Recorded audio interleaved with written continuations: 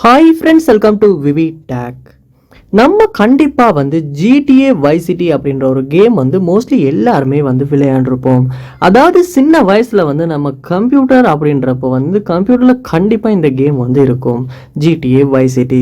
So இப்போ இந்த game வந்து ரீசெண்டாக வந்து GTA Vice City நெட்ஃப்ளிக்ஸ் அப்படின்னு ப்ளே ஸ்டோரில் அவைலபிளாக இருக்குது. ஸோ நம்மளால் வந்து நம்ம மொபைல்லையுமே, அதாவது நம்மளுடைய ஆண்ட்ராய்ட் மொபைல்லையுமே வந்து இந்த GTA Vice City கேமை வந்து விளையாட முடியும். ஸோ மோஸ்ட்லி நிறைய பேர் இன்றைக்கி வந்து டவுன்லோட் பண்ணி விளையாட ஸ்டார்ட் பண்ணிட்டாங்க. பட் சில பேரோட மொபைலை வந்து டவுன்லோட் போகும்போது பிளே ஸ்டோரில் வந்து isn't available comfortable in your device அப்படின்ற மாதிரி ஒரு மெசேஜ் வந்து ஷோ ஆகுது. அதாவது isn't comfortable, அதாவது உங்களுடைய டிவைஸ்க்கு அது வந்து கம்ஃபர்டபுள் இல்லை, டவுன்லோட் பண்ண முடியாதுன்ற மாதிரி ஒரு எரர் மெசேஜ் வந்து டிஸ்பிளே ஆகுது. ஸோ இந்த இஷ்யூ வந்து ஏன் வருது உங்களுடைய டிவைஸ்க்கு, சால்வ் பண்ண முடியுமா அப்படின்றது தான் இந்த வீடியோவில் பார்க்க போகிறோம்.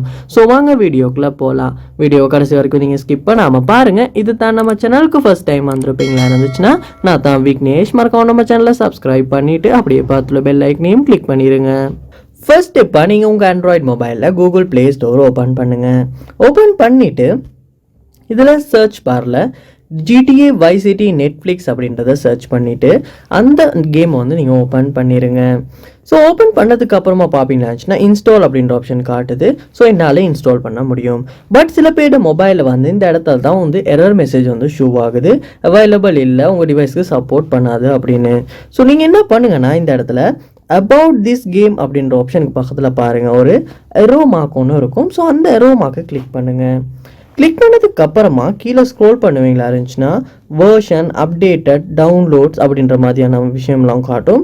இதில் வந்து ரிக்வயர்ட் OS அப்படின்னு சொல்லி காட்டி Android 11 and அப்படின்னு காட்டுது. அதாவது உங்கள் மொபைலில் OS வந்து 11 இருக்கணும், இல்லாட்டி 11க்கு மேலே இருக்கணும். ஸோ அப்படி இருந்தால் மட்டும்தான் வந்து இந்த கேம் வந்து உங்கள் மொபைலுக்கு சப்போர்ட் பண்ணும். அதனால தான் வந்து உங்கள் மொபைலில் வந்து அந்த எரர் மெசேஜ் வந்து டிஸ்பிளே ஆகுது. ஸோ இப்போ இந்த மொபைல் வந்து இந்த சாம்சங் அப்படின்ற டிவைஸ். ஸோ இதுக்கு வந்து கம்ஃபர்டபிலிட்டி காட்டுது. பட் இன்னொரு மொபைலும் இருக்குது. ஸோ அந்த மொபைலுக்கு பார்ப்போம் இருந்துச்சுன்னா கம்ஃபர்டபிலிட்டி அப்படின்றதுல வந்து won't work on your device. So அந்த டிவைஸ்க்கு ஒர்க் ஆகாது அப்படின்னு காட்டுது. ஸோ உங்கள் மொபைலுக்கும் வந்து பாருங்கள் நீங்கள், அதாவது உங்கள் மொபைலில் வந்து OS அப்டேட் பண்ணி 11க்கு மேலே பண்ண முடியுமா இருந்துச்சுன்னா கண்டிப்பாக வந்து உங்கள் மொபைலில் ஒர்க் ஆகும், இல்லாட்டி வந்து கண்டிப்பாக ஒர்க் பண்ணுறதுக்கு வாய்ப்பே இல்லை.